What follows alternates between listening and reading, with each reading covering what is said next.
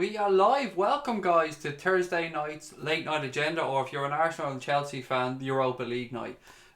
Great night for the Reds last night. Fantastic victory against Red Star Belgrade. We'll get stuck into that as the night goes on. We'll talk through the player performances, talk through FABINHO, talk through SHAQIRI, all the major stuff that you guys will want to chat about. We'll have a look ahead to the weekend's game as well against Cardiff.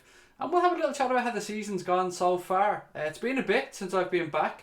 I was on last night for a watch along of the game against Red Star Belgrade. As you guys know, I've been away for a couple of weeks, so great to be back in the hot seat. Can't wait to get stuck into it tonight, catch up with everybody, see how we're all feeling, and talk about the game last night. What's up, Cliffy, sir? How are you, sir? Dirty Girl, how are you? Great to have you with us. Farrell, how are you, sir? Oh, guys, you know what? The jet lag's catching up with me a little bit, but I'm going to come on tonight. I'm going to give it my best shot, see how long we last. Hey, Tom, how are you, sir? Paul, how are you? Great to have you back with us as well. So a few things we want to get through tonight, guys. Mainly, I want to have a chat about the game last night. I want to have a chat about FABINHO. He's one thing on my mind that I really do want to have a chat about. Of course, I'll chat about the holiday as well, because I see a lot of you asking. I'm good, thanks, James. It was a great holiday, really relaxing. I'm playing around with a new webcam that I bought, so you'll probably see a little bit of autofocus on image. I'm just trying to get the setting right, so bear with me. It'll take a day or two to sort this out. Welcome back, says Anne, as well. Thank you. Mila, how are you? Lots of people coming in already. Great to see you all. Thank you for joining me this evening. But look, guys, there's nowhere better to start than last night's game against Red Star Belgrade. I'm going to call them Red Star Belgrade because I struggled to pronounce their real name when I spoke about this last night. It was a game that, for me, could kickstart the season, you know, and that sounds a bit weird considering we've got 24 points out of 27 and or 23 points out of 27, and we're sitting pretty in the league, sitting on top of our Champions League group. But what I mean by kickstart our season is the front three mainly, because everything else has been functioning well. It's just the front three that I suppose we've had minor problems with. Is that fair to say? Salah's now on 6 goals. I think Danny Sturridge is on 4 goals. So we'll go through that as well. The star for me last night, though, the big player of the game was FABINHO, and I'm wondering, as you can see from the name of the stream tonight, are FABINHO and SHAQIRI now practically undroppable? Am I overreacting here to a good performance last night from both players? It's a tough one to say. FABINHO particularly. I mean, maybe SHAQIRI has a bit more reason to stake a claim for a starting place. He's played about every time he's played this season. We know he was pulled off after 45 by Klopp in the previous game. Jurgen came out and said that was because he didn't feel that SHAQIRI was fully up to speed on the defensive side of the game or what he wanted from him. I seen a lot of tracking back from SHAQIRI last night. I seen him more than covering his defensive share. Did anyone see Ryan Kent play as Imran? I did indeed, mate. We'll get to that in a little bit if that's okay. Just want to stick with last night. I'm trying to be a bit more structured in what we do going forward. So FABINHO for me last night was man of the match, hands down. Had this conversation with people today. A couple of people seen it for Gini, a couple of people seen it for Joe Gomez even, and a couple of people seen it, of course, for FABINHO. Look, FABINHO, Gini, Wijnaldum, for me it was a flip of a coin. Mo Salah was given it, I think, by Sky, which surprised me a little bit. I always think it's a bit of a cop-out just to give the man of the match to the person who scored a couple of goals. But look, it's great for Mo to get on the score sheet again. Teething problem, says Dirty Girl. Yes, with the camera, it's I'm just trying to autofocus it. It's there you go. See, look, now it's gone back to normal. And if we step back in, look, it's gone back orange, bright orange. I don't know what the fuck it is. Gomez is world class, said Imran. Cliffy said FABINHO, the next Yaya Toure, the next generation Yaya Toure. Interesting. Who was your guys' man of the match last night, actually? Just to clear this up, because we had a bit of a chat about it after the game, but I'd love to know how you guys are feeling about the game. I thought FABINHO was like an octopus in central midfield. I thought he was just winning balls everywhere, carrying the ball forward really well as well, which is something I want from a 6. And his distribution I thought was very good as well. I seen something last night that he did something like 90% of pass completion or something like that. It was amazing. 5 aerial duels, 1 out of 5, I think. You know, you guys know I'm not really one for stats, but the stats that I've seen about last night's game were pretty damn impressive. Matt says FABINHO man of the match for him all day long. FABINHO man of the match for the Revenite as well, and defo FABINHO for James Fullen. Interesting how we all have some different opinions on this. On YouTube tonight here, talking to you guys, it seems clear as day who the man of the match is. You're all pretty happy that it's FABINHO. On Twitter, though, it was a different story. I had a lot of people arguing different cases for different players. It kind of, I suppose it just proves that we all see the game differently, doesn't it? Well, we all seem to see it alike on here, actually, to be fair. But in general, FABINHO is a player that a lot of people were worried about. A lot of people were saying that because Jurgen Klopp hadn't started him yet, that they think that maybe Jurgen Klopp had seen something in him that he didn't like, or that he was second guessing himself for buying Fabinho. But Klopp was pretty consistent all along in saying that he just needs the player to settle into the system and feel comfortable, and once he feels comfortable, then he'll drop him in, and that was certainly the case. He said after the international break we'll probably see a bit more rotation. I know injuries may have forced that on the manager a little bit. Jordan Henderson picking up an injury, Naby Keita picking up an injury. But Fabinho got his chance last night, and my God did he take it. He has to be in the starting 11 for me at the weekend, and we'll look ahead to Cardiff a little bit further on. We'll talk through the goals as well from last night. We'll talk through SHAQIRI and how damn good he was. I mean, I could pick out 3 or 4 passes off the top of my head that created goal scoring opportunities last night from SHAQIRI. Anthony said, good evening Craig. Fabinho was man of the match for me, closely followed by Gini and Robbo. The Revanite said Fabinho won 9 out of 12 tackles, the most in the game. He was boss. Imran said Virgil was brilliant. Stephen Richards says, loving that top. Thank you, mate. I treat myself when I was on holiday. This camera is starting to do my fucking head in now already. It's autofocusing so much, and I don't understand why. It's really frustrating. So apologies, guys, but bear with me. Yeah, as I said, I treated myself on holidays to a fair few new Adidas tops. I got this shirt, which is the LAFC, not LA Galaxy, LAFC shirt. I got the Toronto shirt, the Colombia home and away, Argentina shirt. What other ones did I get? I got the Columbus Crew away shirt, Mexico shirt, a few other bits and pieces, but all Adidas. I stuck to my Adidas because I thought, why not? I thought YouTube might like me as well on this one, because you can see YouTube is the sponsor of LAFC, so I thought, you know what, they might get some brownie points off YouTube for coming on here, and maybe they'll hurry the fuck up with our monetization of the stream. What else we got? Craig, sorry missed the last 2 nights. Great to see you back, mate. Hope the holidays were great. Said Mighty Lad. It was brilliant, mate. Thank you. We really enjoyed it. SHAQIRI's world class. Said Imran.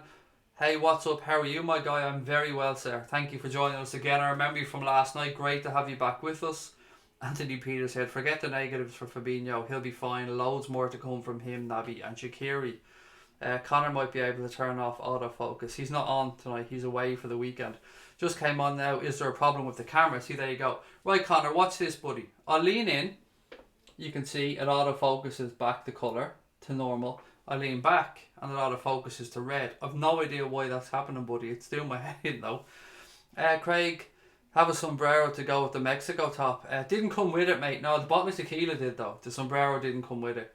Actually, speaking about that, I brought my neighbour back a bottle of tequila from mine in the house and a bottle of Captain Morgan, so I must remember to drop them into her, so thank you for sort of reminding me about that one. Fabinho stood out though, said Molly of the stream. Paul Gormley said, did you see many Liverpool shirts out and about in the States? Honestly, mate, I didn't. I'd love to say I did. I didn't really see many football shirts full stop. The only people I remember seeing an Arsenal shirt and I remember seeing a Spurs shirt, and they were from younger lads who were on holidays with their parents.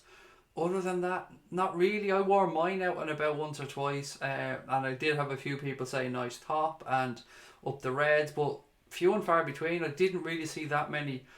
I don't want to say the word soccer, so I'm going to say football shirts when I was out and about in the States. But I know there's a massive following, particularly in Florida and Dallas. Down in Florida, I know there's a lot of Hispanic people, and football is massive. Especially, down in Miami, I meant to say, and in Dallas as well, with the Mexican contingent in Dallas, I know football is huge there. Evelyn said, Pepper Red, how are you? Maybe because of your suntan, said Lee. It could be because of that semi-burn, semi-normal look, but look, there it goes again. It's very frustrating. Oisin says, Firmino as a 10 or up top. Up top, I'd say, mate. You could have him anywhere though, that's the beauty of Firmino, but I like him as a 9, I really do. I think he does a lot more than the average number 9 would do. And I'm not really one for thinking that a number 9 in our system needs to be the one that's scoring the majority of the goals. We've seen Mo Salah last season banging in 44, 46 goals. This year though, I'd like to see them spread out a little bit more. I haven't been on the channel for ages, sorry Craig, but back again, says Jamin, excuse me. No problem, mate, welcome back, thank you for joining us. Peter, Anthony said, Craig, you look good in any light, mate. Thank you, buddy. Send me the login if you want. I'll see what I can do, said Connor. Look, this is why you have Connor. Connor's the man. Right, I'm going to send you the login now, Connor, buddy. 1 second. Okay, bear with me guys, you're going to see me take a screenshot of my screen here because I've got to send it to Connor with a login code. There we go. Cool, 2 seconds buddy, I'll get that over to you. It's all trial and error guys, so bear with us. Actually, do you know what the fucking annoying part is? I did spend a shit ton on this camera, so pretty annoyed with myself that I'm not able to get it. It's my first night using it up here though, so do bear with me 1 second. Autofocus that, get it sent to Connor. Right, there we go. So last night guys, for me, man of the match without a shadow of a doubt was Fabinho, as I was saying. Now looking ahead to the weekend and looking ahead even further when Jordan Henderson comes back, do we see him as a guaranteed starter now? Has he put his place down ahead of Henderson or even James Milner? As a 6, he is pretty damn perfect and he is pretty much what we want. I'm probably getting carried away after one game, I know, but Shiny the other said, oh, by the way, I'm one of those lucky lurkers watching every video since July but never comment. I enjoy your content. Thank you so much, mate. I always wonder about the people that don't comment. I always wonder, are we doing something wrong? I understand some people are a little bit more shy or have things going on in the background and just want to jump on and say hi. So great to see you, mate. Thank you for joining in with the stream. It's always great to have more people in. Fabinho for me though, looking ahead to Jordan Henderson coming back and Jimmy Milner coming back, he has to play at this point. You don't go and spend, what was it, 44 million or something like that on a player and not bring him in. It seems odd, especially when he started off his career so well. Now this was his first proper game. He did make his first Premier League appearance the weekend against Huddersfield, but that was his first full 90 minutes there today and he seemed pretty damn good to me. He didn't put a foot wrong. First 15 minutes of yesterday's game were pretty disjointed from both sides. Did you watch the Rangers game today? My God, how fucking good is Ken said Ferno. Didn't, mate. I'll get back to the Rangers game in a sec because there's a few things I do want to talk about there. I just want to try and stick on last night's game for the minute, if that's okay, guys. Craig, wonder why Brazil play Fabinho at right back. That is where he started his career, as far as I remember, Stephen. I'm sure I remembered reading that somewhere, that Fabinho started his career as a right back. Connor said, now, how's that? Let me check. Out, in, out. Yeah, looks more consistent, buddy. At this moment in time, definitely looks more consistent. I look a little bit bright, I think. Maybe that's just me. I think I look a little bit bright. Jace, you've joined us as well. Jace, how the hell are you, mate? Jay said, welcome back, my friend. Fabinho and SHAQIRI has definitely earned starts against Cardiff. Being president of the SHAQIRI fan club, I'm delighted to see him doing so well. Love the little magician. I remember Neil Atkinson saying that no matter what SHAQIRI did when he came in, he just didn't want him at the club. I wonder if Mr. Atkinson may have changed his opinion a little bit. Now look, I love Neil Atkinson, though this isn't a dig at Neil Atkinson. I just wonder if perhaps he's changing his mind a bit as well, because he's won many of us fans over. Connor, that looks shit hot, mate. Perfect. That is absolutely sound, buddy. Thank you so much for sorting that out. Perfect. Brilliant. This is why I wouldn't be able to do this without Connor, guys. He is the superstar that keeps this shit ticking over, so thank you so much for that one, buddy. SHAQIRI looks like a rugby player, said Kerry Dobbs. He does, actually. You know what he does? That's a fair shout. I don't know my rugby positions too well. He'd be a bit too big to be a hooker, wouldn't he? But he is a little tank of a fella. Mod of the stream said, I still think when Ox comes back, he'll get in the first team over Fabinho. Shabir says Fabinho is a better player than Henderson. It's very... I don't know how to answer this one without sounding like the massive Jordan Henderson fan that I probably am, but he may well be. I think that's a fair thing to say. I didn't see enough of Fabinho at Monaco to give you a fair view of him. I've seen very little of him at Liverpool, obviously. But what I seen last night, if that's the level we're talking about that Fabinho is capable of playing at, then yes. Well, I'll have to say, if he plays at that level consistently, then that certainly, for me, earns him a starting place ahead of Jordan Henderson and James Milner. Now, I suppose what we have to look at here, guys, is what style of midfield we're going to try and play in each game, because last night was more of a 2 and a 1. What I mean by 2-1-1 is Shaqiri, of course, had that licence to be a bit more further forward, although he was dropping deep at times.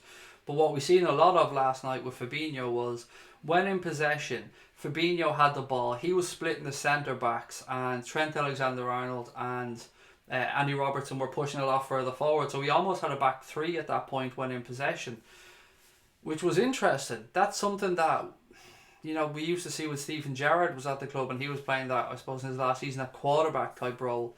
It was something I noticed last night straight away. Haven't seen too much of it this season. Maybe I just hadn't noticed it. Maybe I was just watching a bit more with Fabinho coming in. But you couldn't but be impressed at what he did last night. He was absolutely fantastic.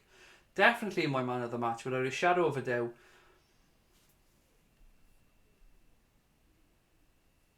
Cliffy Star said, fuck's sake, there's always one cunt setting off fireworks a week early.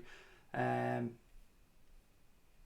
getting my dog bark, and I always feel so sorry for the dogs around Halloween. My dogs would be petrified at Halloween with the fireworks and stuff. Definitely, if you have an outside dog, try and keep them inside in and around Halloween. If they're scared of the fireworks. I mean, some dogs may not be, but I know my little fella certainly is. Ian Turlington said, did Fabinho play in the holding role last night? Absolutely, mate. He absolutely did play in the 6, but we almost played with a 6 and a 6.5, if that makes any sense, in Gini Wijnaldum. Shaqiri was the more forward looking last night of the three midfielders. Maybe Gini had a little bit more licence than Fabinho, but to be fair to Fabinho, he was carrying the ball into the Red Star half quite a lot, which impressed me. I like seeing a player step out like that.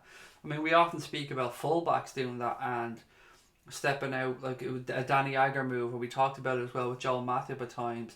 Virgil van Dijk can certainly do it. Just stepping out inside our own half, seeing 10 or 15 yards, walking into that space and trying to create more space for the players in front of them and bringing players onto them. I noticed last night we tried to play around the press, particularly in the first 20 minutes. Red Star were pushing quite high up on us. And obviously they're going to try and start the game really, really quickly, really brightly and get up on our faces. And it's up to us as the home team to settle down quicker and try and score that early goal. But the first 15 minutes of the game, there was a lot of aerial balls from both sides. There was a lot of misplaced passes from our side. I thought from there on out, though, we settled down and we started to be able to play around that press a little bit more, and we started to find a little bit more space. But the one thing that we had last night that we haven't seen so far this season is that interplay between the front three. Some of the little touches that we were starting to come off with last night were things that just weren't happening for us over the past 6, 7, 8 games. Little balls around the back. I can't remember who did what, but I remember there was a ball in, I think it might have been Shaqiri or somebody. There was a beautiful cushion ball then into the path of Mane or Salah. I cannot remember for the life of me who it was. And we've seen a few other incidents like that. Lovely little balls around the back. I mean, the Firmino goal, the first goal, was just absolutely beautiful. If memory serves me correct, I think Shaqiri played the ball down the left to Andy Robertson. Robertson pulled it back to the penalty spot. Firmino had it on his right foot, took a touch, struck it on his left foot into the goal. Beautiful, incisive passing from the Reds. Ball in behind the fullback. Robbo found space, got to the byline, cut it back perfectly. Goal, job done. Then the second goal was just another beautiful ball from Shaqiri, which we've seen time and time again. Shaqiri also had a beautiful ball over the top to Mo Salah earlier on in the game. I think it was when it was still at 0-0, and it just showed you the range of passing that this man has. To be able to just, I think it was only about 20 yards as well, get that ball up over the defence, down onto Mo Salah's foot. He took a touch, tried to round the keeper, didn't pull it off, but it didn't stop Mo, it didn't get him down. He kept going and eventually he got his goal. As I said, there was a lovely little ball into him on his right foot, and he just blasted it past the keeper. Actually, he almost, I won't say pass it into the net, but he just sweetly stroked the ball past the keeper into the right hand side and made it look easy. So from there on out, Liverpool were pretty much on easy street, but we didn't stop. We played with a better intensity. I thought our passing was a bit more crisp as the game went on. Couple of little misplaced passes from Joe Gomez, but luckily nothing too serious. And I'm being very, very hypercritical there. We're talking about that. Alisson may as well have fucked off and got for a point because he had nothing to do. Guys, does anyone live in Liverpool? I've been told it'll snow tomorrow, said Lindsay. I honestly haven't got a clue. I'm only back from Orlando. Thinking about snow is the last thing I want to do. I'm already have the heating on in the house full blast here because the change of temperature, fucking hell, it was cold when I got home. Jesus.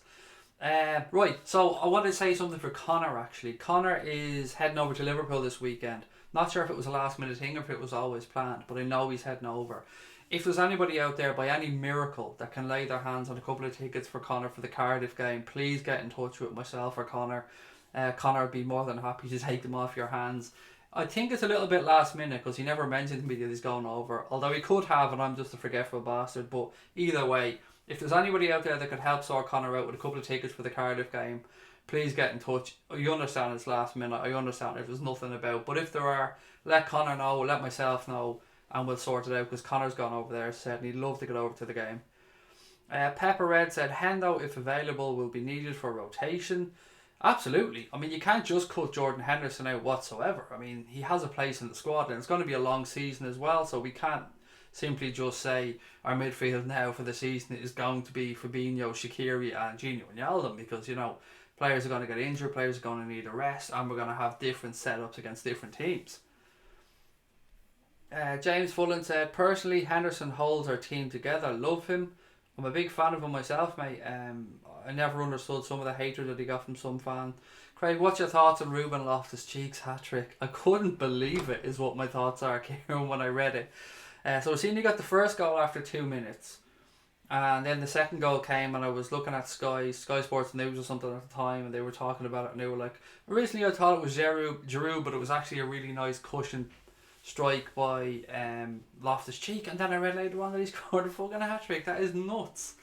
What are the odds you got on Ruben Loftus-Cheek to score a hat-trick for Chelsea? I'm so glad that we're not playing Thursday night football. I put up a post earlier on the Anfield Agenda account saying how beautiful it is now that we're playing Champions League football and how far we've come under Jurgen Klopp, and the bad old days of Thursday night football or even non-European football seem to be well and truly behind us, and we can't take these things for granted. We've seen lots of people complaining, even though we're 23 points out of 27, and sometimes I just wonder what these people do be thinking. We have had some of the most wonderful times as Liverpool fans over the past couple of years. Last season alone, that journey to the Champions League final brought us some unforgettable memories. So I know I keep trying to say this and I say it over and over and over again, but enjoy these moments while they're here, folks. Enjoy Jurgen Klopp while he's around. Enjoy Mo Salah. Enjoy Firmino. Enjoy all of it because we went long enough. We've been through some tough times as fans. We've been through Roy Hodgson. We've been through the downside of Brendan Rodgers. We've been through other stuff that hasn't worked out for us. We've gone 28 years now without a Premier League title. So enjoy these moments. And I understand people are sometimes a little bit critical or just a little bit critiquing of players' performances, but overall, just try and look at it from a positive sense because it's a wonderful time to be a Red. We've got the best manager in the business. Our fan base is more united than I can remember it for a very long time. Look, there's always going to be some absolute planks out there that have something bad to say or somebody out there trying to stir the shit, but overall, I've had some brilliant times in the past year, chatting to you guys, talking about Liverpool, going over with Connor to see some of the Champions League games. It's class. So just enjoy it. That's all I'm trying to say on that one. Can we have a minute of silence for United, said Cliffy Star, please? Nah, let's just keep on laughing. Craig, I really think Virgil van Dijk can be our captain, said V8. I wanted to talk about that one. I see a lot of clamouring for Virgil van Dijk to become the captain, and it genuinely is something that has me torn down the middle. I can fully understand why people would want him to be captain. I just don't think it's the right move to do halfway through a season when Jordan Henderson has already been named club captain. If Jurgen Klopp decides that he wants Virgil van Dijk to become captain, I cannot personally see him doing it this season. It's something we'd see next season. He's not going to change it halfway through the year. We know that Jordan Henderson is captain. We know that James Milner is vice captain.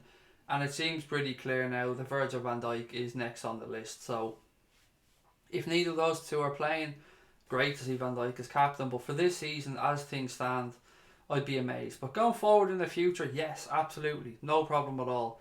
I'm actually even wondering now, may we see Jordan Henderson move on in the summer? And I can't believe I'm already asking myself this question. And you guys know I'm saying this from a place of somebody who really respects and likes Jordan Henderson. I'm by no means a Jordan Henderson hater. I'm just looking at the midfield options we have now and just thinking to myself, if Fabinho lives up to what he's been at 6, maybe it would be time to try and maybe move on Jordan Henderson this summer. But look, that's a long way away. We have a whole season to get through, and I'm getting way ahead of myself here. Kieran Bailey said, not going to lie, I think it'll happen, but you guys have to be a little worried about Arsenal. No, not at all. I don't get this Arsenal loving. Look, I'm not going to deny their results have been really good, and congratulations to them. I wouldn't begrudge them any of the results, but they haven't really played anybody yet. Their defence is still really suspect. Yes, Aubameyang and Lacazette are scoring goals, and forwards of that quality will do that, but in the long run, I just don't think they're going to be there or thereabouts at the end of the season. Will they challenge for a Champions League place? Yes, probably. They probably will, but I don't think they'll be anywhere near a title race at the end of the year. But they are progressing, and they're progressing quite quickly under a new manager. So if I was an Arsenal fan, I would certainly be looking at the situation and I'd be very pleased. But I just don't think they're anywhere near a title challenge yet. Once we know from personal experience that it's one thing banging in goals, and they seem to be doing that, but if you have that leaky defence, I mean, it came and it cost us probably 1, if not maybe 2 league titles. So yeah, I just don't see them doing it until they really, really, really sort out that defence. And I'm not talking about bringing in a fucking 34-year-old Swiss international or 36-year-old Swiss international and that Pasta Papadopoulos or whatever his fucking name is, or Socrates or whatever the fuck they want to call him. Yeah, he's not having him either. He doesn't seem up to it. So yeah, for me, they need to improve their defence, and then maybe see what happens with Ramsey as well. But look, they're doing really well. I think they're playing above themselves, if I'm being honest, with Arsenal, and that's a good thing. If I was an Arsenal fan, as I said, I'd be very, very happy. Brian Morrissey said VVD is already captain on the pitch. Giving him the armband makes no difference. Again, I agree, mate, because you want to see a team a leader. So sometimes I think as fans, and particularly in England, foreign managers seem to think we hold too much stock on this whole captain's armband thing. And I tend to agree at times, because you would want a team of leaders out there and a team of captains. And we look back over previous teams and we see the likes of Steven Gerrard there, we see Sammy Hippie there, Jamie Carragher there, Xabi Alonso there, you would see Torres there, you'd see Suarez there, Fowler there, Owen there. Just a team of leaders and a team of people not afraid to take the game by the scruff of the neck. You'd Mascherano as well, he wasn't one to be shy. And then you look back over the last couple of seasons and we kept questioning, do we have that real leader? Well, now we seem to have a couple. Fabinho looks like, to me, he's going to be a leader on the field as well. He looks like he'll be very vocal. We've seen the difference that Virgil van Dijk has made. His organisational skills are excellent. He's given other people at the back a lot of confidence as well. Joe Gomez has become the player we'd all hoped he was going to become. Trent Alexander-Arnold came out himself during the week in an interview and said that he hopes to go on and be Liverpool captain someday, and I absolutely loved reading that. Normally I'd say relax there, buddy, to somebody, but for him, being a local lad, being a Scouser, breaking through, having the season that he had last year, going to the World Cup in the summer, it does seem like a natural progression for him that he's going to want to think about captaining his local club someday. And you know what? He has it in him to do it. Paul Gormley said, I think Mane is going to leave in the summer. His contract talks are stalled and there's something not right about it, in my opinion. Somebody mentioned to me last night, Paul, about Manchester United, and that he may end up at Manchester United. Whatever happens with his contract, I mean, none of us really know. At this point we'd all be guessing, but there's no way he's going to end up at Manchester United from Liverpool. That is just not going to happen. Does anybody know offhand how long Sadio has on his contract? Because I genuinely can't remember. If I was to guess, I would say probably 2.5 seasons left on his contract. But either way, the club hold the cards at this moment in time. If Sadio can't agree a new deal, or Sadio feels like he needs to move on, then like any other player that may not want to be here, shake his hand, say good luck to him, get the best price you can from him, and bring in a replacement. Nobody wants that to happen. Everybody wants Sadio here. He got the number 10 shirt. He looks like he's full of confidence this season. The fans love him. I love him. I'm sure most of you guys, if not all of you guys, love him. But the club will always be bigger than any player to me. And there's been no real signs yet that Sadio does want to move on. He is stalling, is that the right word, on his contract? Well, let's just say negotiations are still ongoing, because stalling seems to be pointing the finger of blame at him, and we don't really know what's going on. Here we go, my in-depth prediction, said Will. Zohore will score for Cardiff, 38 minutes. Then Sadio levels off the bar in 44 minutes, and Salah will score a volley on 62, and then Trent with a screamer on 89. Mate, if you ever get one of these right, let me know if you've stuck a few quid on it. Shiny Ditto said Liverpool Echo talked about Martial to Liverpool views. Again, not going to happen.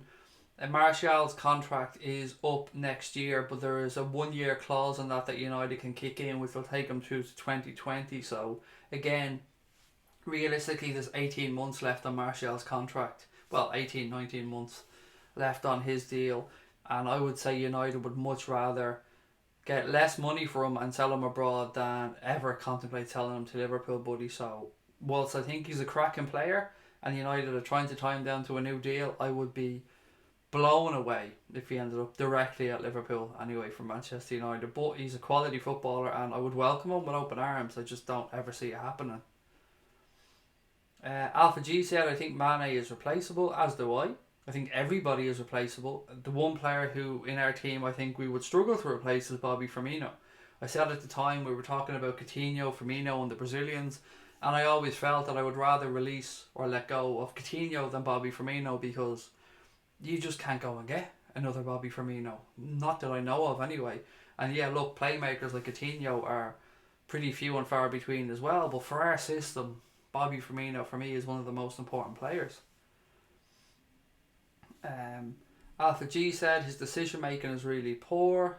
I think that's with regards to Mane. Okay, where else? A few more comments I want to get through. Martial to replace Mane in the summer, said Paul. It's just not going to happen, guys. I mean, let's be realistic about it. As I said, he's 18 months left on his deal if United, which they will, trigger his 1 year contract extension. We've seen how bad Arsenal were willing to hold on to Alexis Sanchez to try and get them to where they wanted to be. Martial has a lot of talent in him, and I think what will probably happen is Mourinho will get the boot, whether it be now, whether it be 3 months, whether it be in the summer, and that's when I think Martial will sign a new deal. I think they'll bring in somebody, I don't know whoever they bring in. I think he'll sit down, have a chat with Martial, and you'll probably see things iron out when I'm signing in a new deal at United. Does anyone know where the Man United rumours are coming from?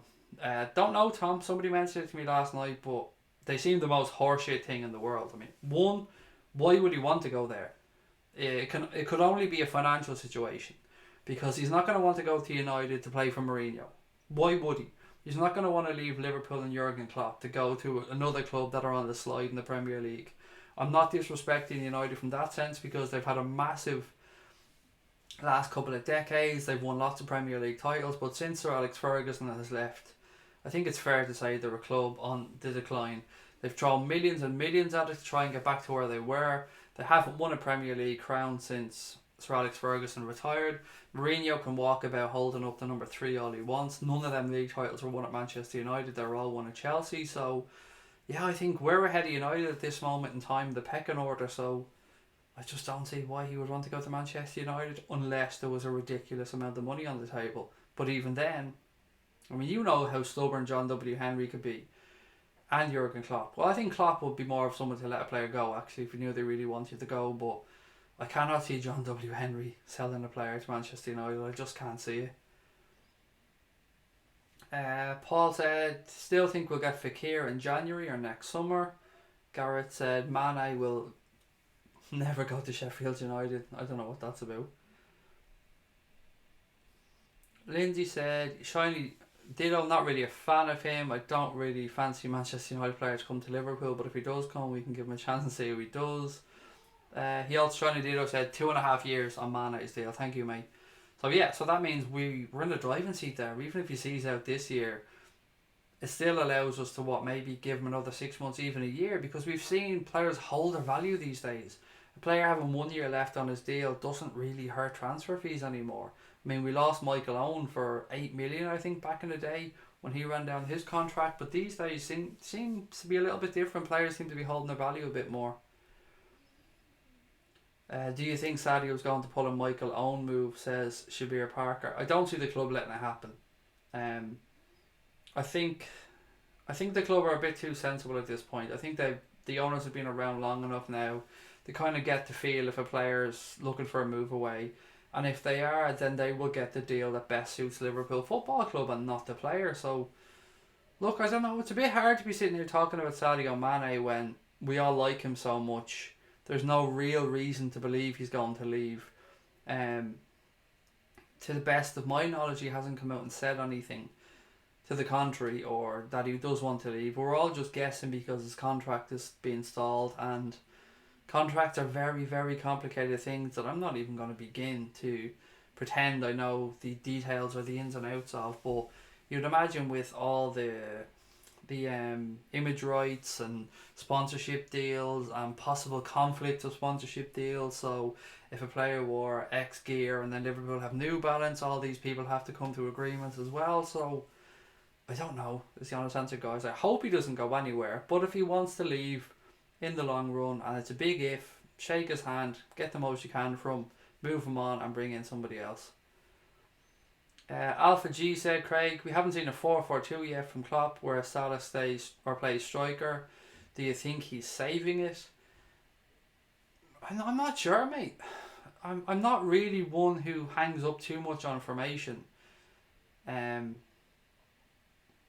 a lot of the time formations are fluid, so even saying a 4-4-2 often at times may not be a 4-4-2. It could end up being a 4-3-3, could end up being anything basically. We could end up playing 4-1-1. There's just so many variations of things that I honestly don't know. As you said, we haven't yet seen it from him, so there's no reason to believe he's going to change it soon. If I was to guess at anything happening in the future under Jurgen Klopp, I would think a 3-5-2 would be more possible than a 4-4-2.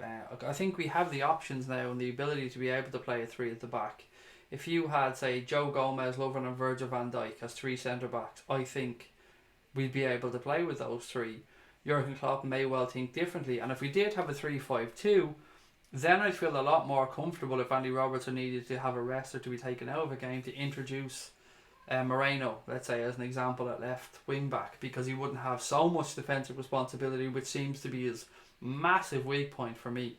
And if he was to concentrate a little bit more going forward, then that wouldn't be so bad. Trent, on the other hand, can do anything. He can play as a right back, he can play as a right wing back, he can play in midfield. And if we had to give Trent a rest, then I think that Clooney could do both as well. So if anything, I'd say probably not a 4-4-2, but I wouldn't rule out a 3-5-2 or a 3-5-1-1 or some variation with a 3 at the back, a 3-4-3 or a 3-4-1-2 or 2-1, or I don't know, fucking, you could make these numbers up till you're blue in the face. Ant Dicko said, hi Craig, hope you had a good day. Had a good birthday, got the purple Liverpool shirt. Nice one, buddy. Happy birthday once again, Ant. And it's a nice shirt, isn't it? It's much nicer in person or than when you see it like right in front of you or have it on than it seems to be looking at the TV. I remember I kept saying no to the purple shirt until we ordered it from the club shop and Lucas got it. And then I looked at it on him and I went, you know what, that's a nice colour actually, and I think I'll have me some of that. But yeah, delighted for you, buddy. Happy birthday, many happy returns. I hope you had a wonderful day, and thank you for spending some of your birthday with us. It's an absolute privilege to have you here with us, mate. Pooch Mount said, Firmino's gold dust. I love him. Barca better stop eyeing up our players too. Barca can fuck off. They ain't getting Bobby. If Bobby did leave, who would you look to bring in? Asks our very own Connor Crosby. Fucking hell, mate. That's a toughie.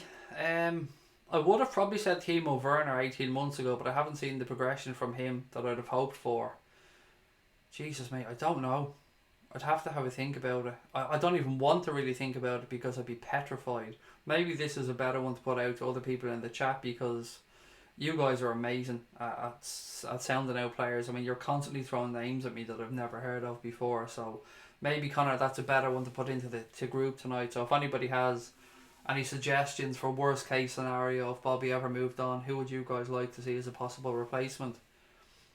Anthony Peter said Maureen hates Liverpool, would never negotiate a day, never mind a player with us. He hates us so much because he didn't get the job. For those of you who don't know, and I'm sure most of you do, it was between himself and Rafa Benitez to get the job at Liverpool back in 2004, and Liverpool went ahead and gave it to Benitez, and I think ever since then Mourinho has been pretty pissed off at the club. Jamie Carragher came out and said before that Mourinho had a Liverpool crest on his phone at one point. I don't know if he was on a wind up or not. Genuinely can't remember that one, if it's true or not. I just remember hearing it somewhere. But I do know that it was definitely down to Mourinho and Benitez at the time, and Liverpool decided to go with Rafa. And you know what, some might say, they could say maybe we would have won a league title under Mourinho, but we had Istanbul, baby, under Rafa, and 2005 is one of the highlights of my life, let alone my footballing life. So I love Rafa. God, I love that man so much. I hope Newcastle step up. I hope they sell the club. I hope Ashley puts his hand in his fucking pocket, because Rafa and the good Newcastle United fans, the good folks up there in Newcastle, deserve better than they're getting from that fucker that owns them at the minute.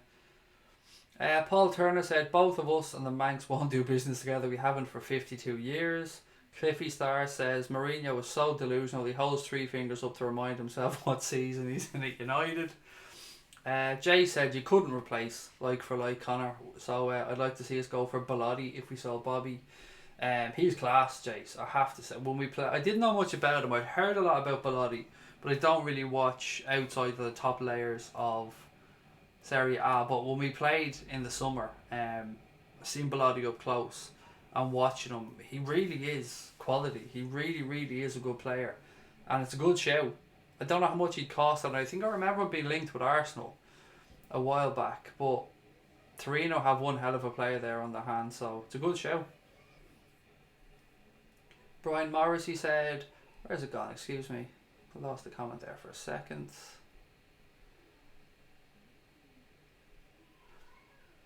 Where's it gone? Of the front three, Mane is the most replaceable. Firmino is the most irreplaceable. Ashley Young said, well, Firmino's probably one of the best false line strikers. He's really good at getting the ball back in the final third, so he'd be hard to replace. He really would, mate. I don't even want to consider replacing Bobby Firmino. I mean, there's very few players who I've ever looked at in our team and went, oh, I don't know if I could replace him. Suarez was one. I was really concerned when he left. Even more fucking concerned with what we did with the money, but we finally got somebody in now, Bobby Firmino, who is almost Suarez-esque in his determination and his hunger for the game. So I love having him at the club. I really do. He's my favourite player that we have at the moment. V8 said, would really love to see Asensio at Liverpool. He's a quality player. And Lopetegui looks like he's about to get the boot at Real Madrid as well. And it's been a shitty 6 months for him, hasn't it? Had the Spanish manager's job, flirted with Real Madrid, so agreed to become Real Madrid manager, got the boot from the Spanish national team, and now looks like he's about to get the boot from the club that he lost the Spanish national job over just before World Cup. So not a great few months for Lopetegui, but do you know what? I never really understand why managers take the fucking Real Madrid job, because it's an absolute kiss of death. Yes, you might get it in your CV, you might get to say you manage Real Madrid, but there's really no winning there at that club, because if something newer or shinier comes along, or you don't get off to the perfect start, or you're not winning the Champions League and the La Liga, then you're fucked. And coming in after a manager that's won 3 Champions League titles in a row, that is just, you're on a hiding to nothing there. Well, Firmino's probably one of the best false nines. I've read that one. It looks like it's going to be a great race between us and Manchester City this year. Fingers crossed, mate. I hope we have the legs for it. I think we do. I've said before, I've got a sneaky suspicion that Manchester City and Pep Guardiola are going to put a lot of effort into trying to win the Champions League this year. I don't think Guardiola can be seen as a massive success at Manchester City until he delivers the Champions League. He left Barcelona. He went to Bayern Munich, a club that were obviously a lot more established in their league than City were at the time in the Premier League. It was a given that he was going to win the league title there with Bayern Munich, but he couldn't quite bring them to a Champions League, and so that, I'll leave that open to debate whether you believe his time at Bayern Munich was a failure or not. But then moving towards his time at Manchester City, if he doesn't win the Premier League there is going to be questions. Not the Premier League, the Champions League. Excuse me, I'm a little bit distracted because Lucas is crying in the background. If he doesn't win the Champions League at Manchester City, then you've got to ask questions, because that's what he was brought in to do. That's what the investment was there for. That's why the owners were brought in, or gave him the money he has. Just 1 second, guys. Hang on 1 second. I have to leave the room for 1 second.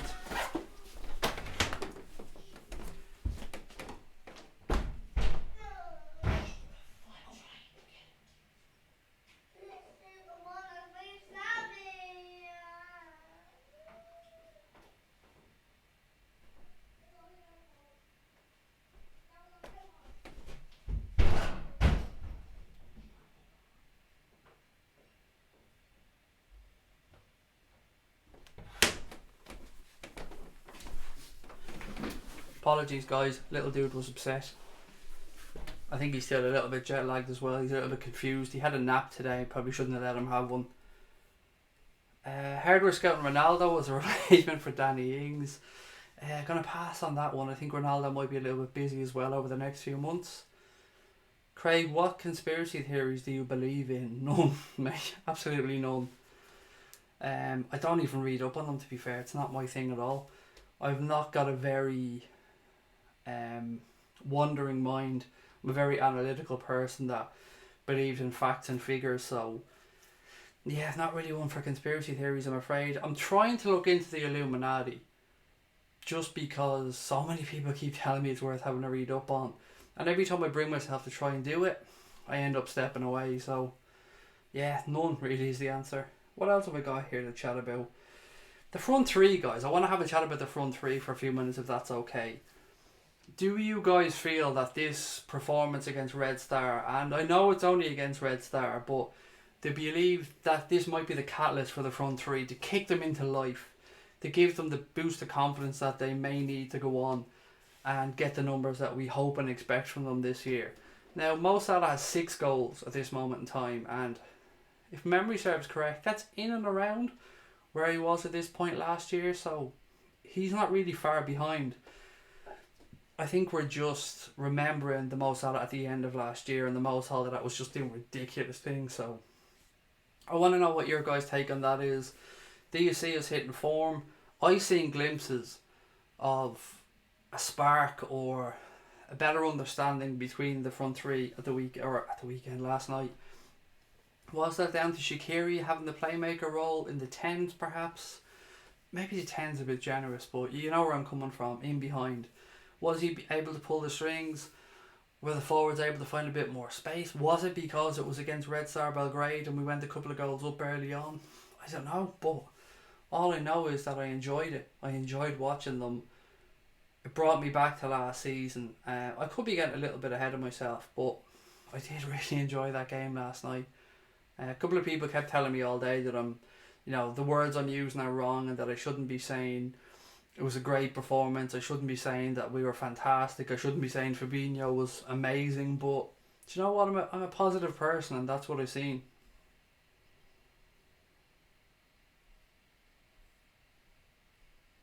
Thank you for the birthday shout out, Craig. A lot of content, always fantastic. Thank you very much, mate. So on the front three, guys, let me know your thoughts. A lot of people, me included, were wondering about giving Salah a rest at one point. Our options are a little bit reduced at the minute. Danny Sturridge, of course, has come in and done a great job whenever he's been asked to come in. 4 goals for Danny this season already. How do you feel about his contract situation? Would you like to see Danny Sturridge get a new deal at Liverpool? Would you be worried if we signed him up on, say, a 2-year deal? And how much do you think it would cost to give him that deal? It's a really tough call, isn't it? Danny Sturridge is the ongoing dilemma at Liverpool. He's somebody that has unbelievable talent. When he's fit, we see what he does. We just are always going to feel like we've been burnt a little bit because of his injury record. And if he was doing this last year with a year and a half left on his deal, I think people would be a lot less pessimistic than they are now. I know a few people, and I don't want to mention names, but a few people have said to me that they believe he's playing better this year to try and get that big payout, to try and get that last big contract in his career. I'm not that much of a pessimistic fucker, and I'm not convinced that there's any dark arts at play here. I think the cards are just aligned for Daniel Sturridge. His fitness has picked up a bit, but I still don't know about a new deal from. It is, I suppose it will come down to money at the end of the day. If it was a realistic wage, if he was willing to have a more incentive based contract perhaps, then yes, I would probably like to still see him at the club. But there's a long way left to go in the season, so his fitness of course will be a major issue there. Shabir said, last season we broke City's unbeaten record. This season we're going to break Arsenal's 11 unbeaten. Cardiff have the play style of a Sunday League team, says Andre.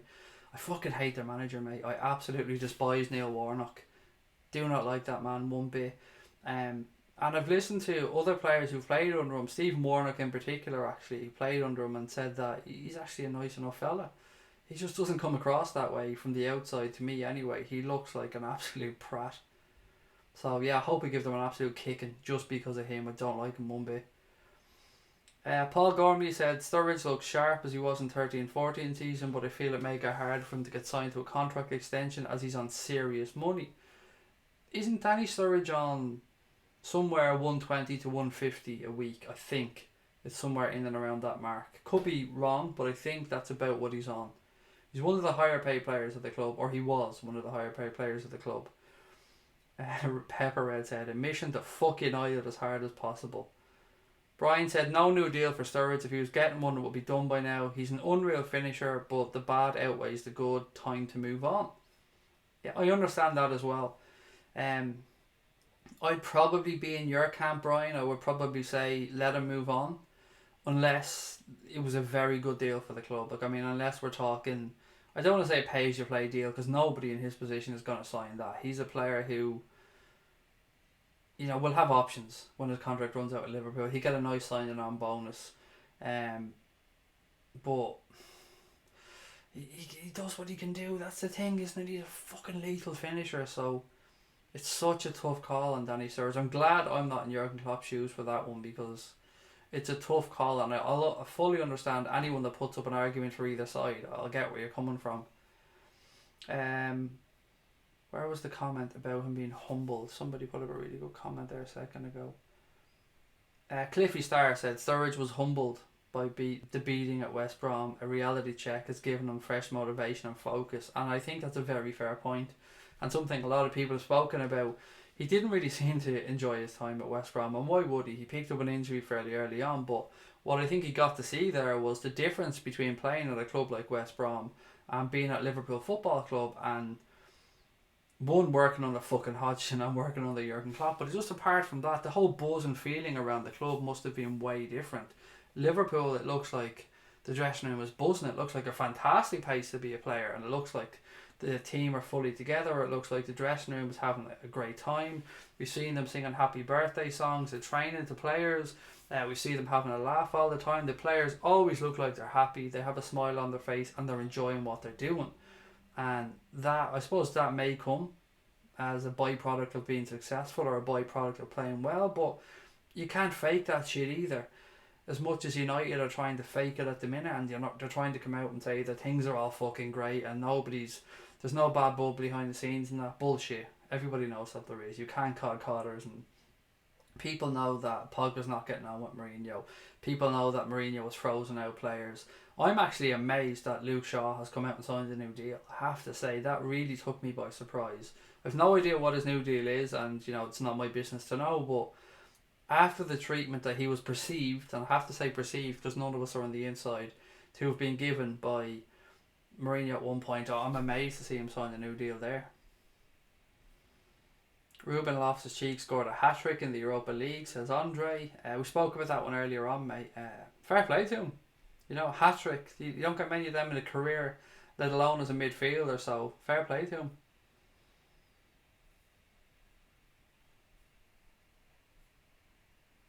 What else have we got? Will said Jose Mourinho at Man United. Season 1 he buys a £400 million bus. Season 2 he parks the bus. And Season 3 he crashes the bus. He's also gone on to say that he needs more money to be able to compete. But I'm trying to stay off Mourinho. I'm trying to not talk about United here. This is a Liverpool show. So I'm going to push back and keep talking about Liverpool. Before we have a look ahead, folks, to the game against Cardiff at the weekend, I want to have a little chat about a topic that I was chatting to people on Twitter about earlier on. So I don't know how many of you guys are on Twitter, or if you're not, but if you're on Twitter, you may have seen that on the Anfield Agenda account, we put up a vote to ask people who their player of the season has been so far. Now, the main 3 players that we gave choices for were Joe Gomez, Gini Wijnaldum and Virgil van Dijk. So the other option, because you can pick 4 people there for the option, was other, comment below. So I thought that got me thinking when I came on here tonight, I'd love to ask you guys who your player of the season has been so far. And I don't want to try and steer you one way or the other, so I'll give you mine at the end of this conversation. So let me know if we were to give out an award today, if the season was to suddenly stop and we were to say, and the award for player of the season so far goes to, let me know who it would be. Let me know who you give it to. Is Origi still in Klopp's plan? Said Gary Richards. I had seen, Gary, that he's been linked to a move to Besiktas in January. Now, I've no idea what type of figures. I know Liverpool had wanted 20 million for Origi and they turned down lower offers in the summer. Would it be another loan deal with an option to buy at the end, or a loan deal with a compulsory purchase at the end? I don't know. I don't think he is in Klopp's plans though, but that's just my interpretation of things. Sturridge should enjoy this season and give it his best, as it's potentially his last. Needs to play regularly elsewhere next season for his own sake, said Maverick. Sorry guys, I'm looking for something in my pockets. There you go. Looking for the medication. Time to take it, or I'm going to come down with a flu. Do you guys ever get that when you come home from holidays? You come from a hot climate to a cold climate, or vice versa, and the back of your throat, everything, you start coming down with a cold. So trying to lash the vitamin C into me, although it's probably too late, and trying to get some anti-inflammatories in as well, so bear with me one sec. Diet jab's the only way to take medication, by the way. Sturridge also gets very involved off the pitch, and I don't for 1 minute believe money is his focus. Look, when Daniel Sturridge came into the club, we were led to believe by other people that he was a bit of a diva, that he could be a problem in the dressing room. And all we've seen from Danny Sturridge has been the very opposite of that. He's been a breath of fresh air at the club.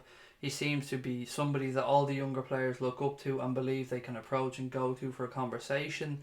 He has been amazing on social media for the club, and by social media I mean by any of the videos that he makes and stuff for the club social media. He treats the kids really well. He's always somebody who's approachable for autographs. I've seen so many pictures of him smiling with kids, little videos of him doing the Sturridge dance with kids, and everything you've said there, Cliffy Star, seems perfectly correct. He seems like an absolute gent, a really good person to have around the club, and whether money is his focus or not, I don't know, I can't say, but I do want to say that he definitely isn't the diva that other people have made out to be. And if money was his focus, I mean, that's perfectly within his rights. The dude is 28, heading on for 29, so he has to look after himself. It's a short career. If he sees his career as having 3 or 4 years left and he wants to try and bulk up his payday for the last few years of his career, who are any of us to say otherwise? I'd do it in his position. Liverpool legend says Spurs have fallen ever since we dealt with them. I think a lot of people have forgotten that. Some of the people who are questioning how well we're doing this season, I think they've forgotten that we beat Spurs away, we've drawn with Chelsea at Stamford Bridge, and we've drawn with Manchester City at home, as well as won all our other games. So, I mean, you've played 9, won 7, drawn 2, and you've been away at Spurs and away at Chelsea already. So that's, that's no mean feat for the start of the season.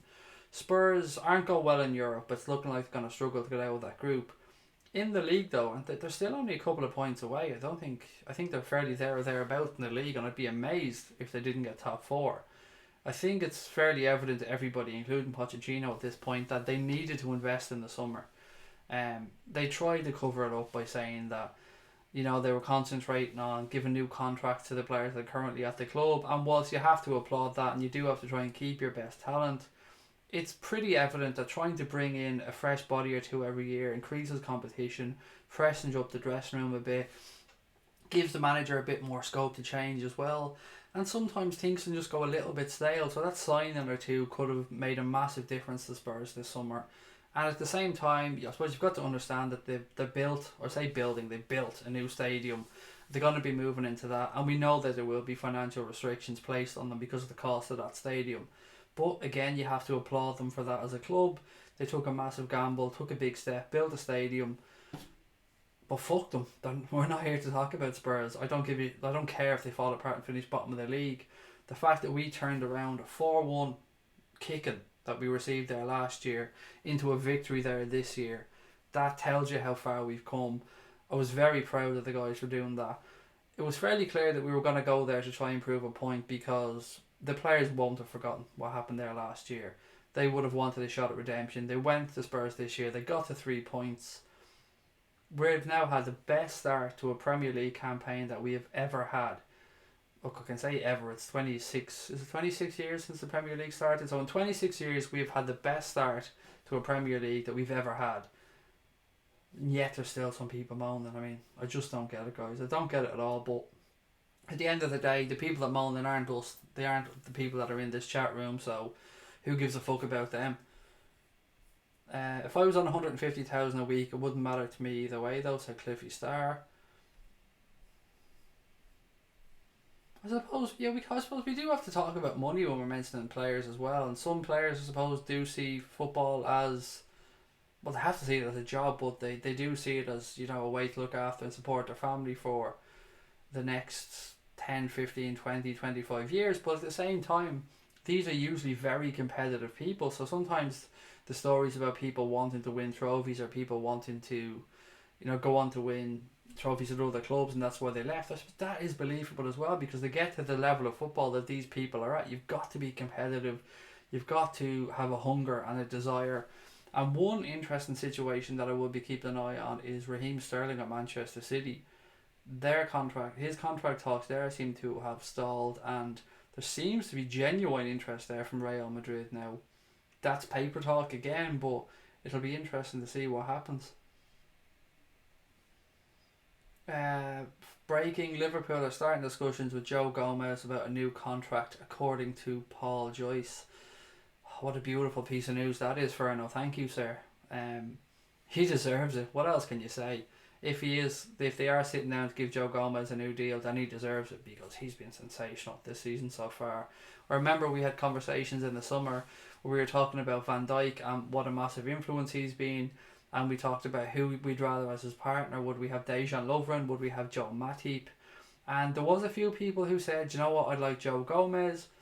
At the time, I would have said, yeah, long term Gomez seems like a great option, but is it going to be this summer? Particularly after what we'd seen last year with his injuries and that he wasn't the same player. Well, he's got his chance this year. The manager's shown faith in him, and by fucking God has he repaid that faith. He's been sensational. You could almost argue he's been as good as Virgil van Dijk this season. That's how well I think he's played. The two of them together as a partnership are absolutely stunning. It's brilliant to think that they could be our centre back pairing for the next 5, 6, 7 years. It's frightening to think how good he could be as well. And he's a big old unit of a fella, Joe Gomez, so he's only going to get better. Brilliant news. Shaw signed because it's 190 grand a week on a 5-year deal. Nobody else will give him that, and he hopes to outlast Jose. It's a fair point as well, actually, Maverick, to be fair. I mean, you're not going to snuff your nose up at 190 grand a week, and you're right, Mourinho probably will be out there fairly soon. Fuck United, said Gary Richards. Very good comment, mate. Nice one. I mean that sincerely. I'm always up for somebody saying fuck United. I kind of want to hang on to Daniel Sturridge, said Poochmount. Malek said Van Dijk for his player of the season. Gary's gone for Joe Gomez. Declan's gone for Joe Gomez. The Revanite Gomez. Christopher McVicker. I'm ruining your name, mate. Apologies. Christopher McVicker said Gomez as well. Shabir said Milner or Robertson. Ferno said Gomez. Maverick said Joe Gomez. Klopp deserves manager of the month. Paul Turner said Gomez as well. Do you know what? Not one of you have said my choice yet. So very interesting. My choice for this one would have been Gini Wijnaldum. I think Gini Wijnaldum has been the model of consistency this season so far, and he will get my vote for player of the season so far if we were to draw a line in the sand right now. But Gomez has been fantastic as well. You're not going to get any arguments from me, anyone who voted for Joe Gomez. Craig, what player would you want us to sign the most that's not from elite clubs? Ooh, that's, I suppose, where do you draw the line at elite clubs? Sessegnon, there you go. That's a fairly easy one actually. Ryan Sessegnon from Fulham. Fulham aren't an elite club at this moment in time, particularly with the form that they're in. So yeah, Ryan Sessegnon for me would be fantastic. What that means for Andy Robertson, I don't know. Whether you play, would you play Sessegnon further ahead in the left hand side, because he's not really a left back at all, if we're being honest. Stephen Richards says my player of the season is Andy Robertson. Poochmount said I want the Arab criminals to take them over with regards to United, I think. Gomez or Robbo for Thomas Boland. VVD for Andre. Cliffy Star says Salah's still special, but the most impressive has been Joe Gomez. Brian Morrissey says Van Dijk, he's transformed the back line. Diet Chav to the rescue. It's always to the rescue, Stevie, you know that. Malik says Van Dijk for me because he's the leader at the back, the organiser. He makes everybody around him look better too. Pepper Red said Alisson, player of the season. I've laughed, and I probably shouldn't have. You know what? I've giggled there because of last night and I'm having fuck all to do. But you know, dude's breaking clean sheet records. I mean, how many clean sheets have we had so far this season? I think we've conceded 3 goals in the Premier League this year after 9 games. Think about that. 3 goals after 9 games. That is absolutely ridiculous. And I think that's been our best start to a league campaign for, I don't want to say 120 years, but I think it's something ridiculous like that. Anthony said player of the season so far, VVD for consistency, presence, mentoring and quality. Paul Tolkien says hello. So hello to you, sir. And again, if I mispronounce your surname, Paul, mate, I do apologise. Is it Tolkien or it must be Tolkien or something like that. I'll just call you Paul if that's okay, because I don't want to butcher your surname. Thomas Boland says, yeah, it happens all the time. Flu bugs in the plane on the flight. I think it's just for me, mate, going from that warm to cold climate. It can be either way. I get a sore throat, a drying at the back of my nasal cavity, and I just have to take anti-inflammatories. I have to take a nose spray. I have to take paracetamol. Everything I can get my hands on to try and make myself feel human. Pepper Red said, welcome back, Paul. Christopher McVicker said, saw this tweet earlier on, Liverpool spend big on one of the best keepers in the world and give him fuck all to do. Do you know what? I'd still rather have him there, mate. I would absolutely rather have him there, because when called upon, he'll do the business. Just think, one of those 3 goals that we've given away was purely down to his own fuck up as well. So if you take that away, 2 goals we would have only given away this season, like, and that is in the Premier League. I mean, that is just sensational. What a change around it's been. You think about the conversations and the whole talk around Liverpool Football Club 18 months ago was that, oh yeah, they're great going forward and all, they've got Salah, well, we didn't have him 18 months ago, they've got a great attack, they can score goals, but they're leaky at the back. Nobody's talking about that anymore. Liverpool have one of, if not the best defence in the Premier League at this moment in time. I don't care what anybody says. People can call me preemptive and people can say I'm a bit of a dreamer, but the stats are speaking for themselves. We're going through games, we're winning them 1-0, we're keeping clean sheets. Even when we're not playing well, we're not giving away many chances to teams. I've been massively impressed with the back 5 as a unit. And now slotting Fabinho in ahead of that back 5 is only going to give us more protection and only going to give us even more confidence with the rest. One thing I wanted to ask is, I mentioned it last night on the watch along and I'd love to get your opinion. Do you guys think on the counter this year we are throwing less bodies forward? Are we being a little bit more protective of the turnover of play? So last year we'd seen at times we just fucking threw bodies forward and counter attacks. We went in waves of teams. This year it seems to be that we've concentrated that little bit more on the defensive side of things, and I'm wondering if instead of bringing say 2 of our midfielders forward on a counter attack and leaving 1 back, if we're leaving 2 back and only bringing 1 body forward. And the reason I'm talking about this is because I was thinking while on holidays about the reason why our front 3 may not have been clicking so far this season. And look, they sprung into action yesterday, and I hope that that's the starting point for them to really hit form this season. But it got me thinking, is it because, one, Salah's been really heavily marked this year? People know what he's about, and we're seeing 2 and 3 bodies on him every time he receives the ball. But also, with the balls we're playing in, a lot of the time, it's either a ball up the line from a fullback, or it's a diagonal ball over the top for by Virgil van Dijk or one of the centre backs. Now, often at times we're losing the first ball to a header from the centre back, because let's be honest, the centre back 6'6" is going to out muscle one of our forwards most of the time. But we're picking up some of the second balls.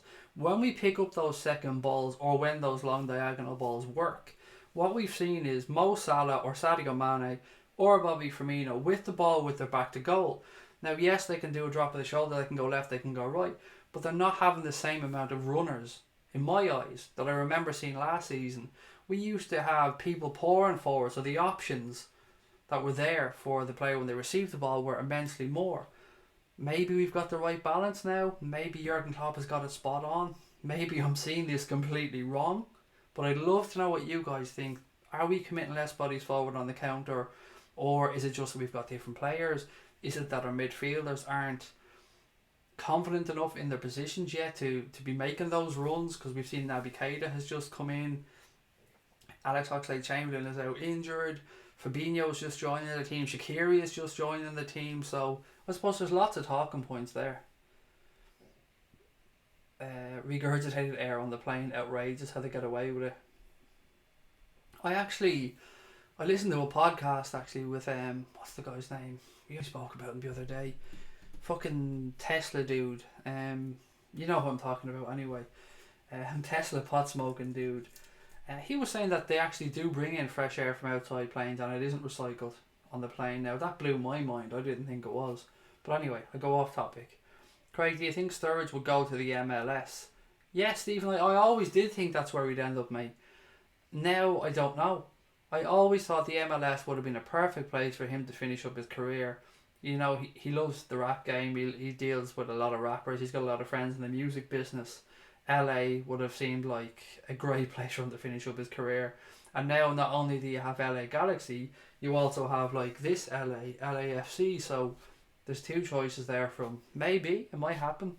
I think if he had another couple of years at Liverpool, like if he signed a 2-year extension at the club now, then I would say yeah, he may well finish up his career in the MLS. But if he was to have one last move now, I don't know.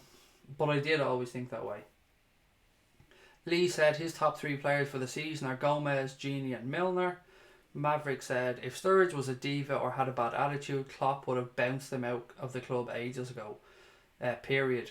Not buying made up tabloid gossip to sell papers. Well, mate, when you're right, you're right. Jurgen Klopp wouldn't put up with shit like that, and Daniel Sturridge has been anything but a diva. So, as I said, when you're right, you're right. If we win at the Emirates, ain't nobody stopping us, says Malik. I agree, mate. I mean, I don't think there's anybody stopping us anyway. I'm going balls out. This, for me, we're going to win it this year. I've no right to say that. And it's going to take a lot to stop Manchester City. But, you know what? I keep saying it. I'm an eternal optimist. I think we're going to do it. I don't care how we do it. I don't care if we win the next fucking... What have we got left? 29 games. I don't care if we win them all 1-0. I don't care if we win it by 1 point. I don't care if we win it by fucking a toss of a coin, goal difference, whatever ways we can win it. I just have a feeling that Manchester City are going to focus on the Champions League, and we're going to get an opportunity at some point to create a little cushion, maybe 5-6 points, and we won't give it up when we get there. We may trip, we may stumble, but I think we'll get over the line this year. I could be made to look like an absolute fool come next May, but I believe in this group. I believe in the manager. I believe we're seeing something different. I believe there's a steeliness about us.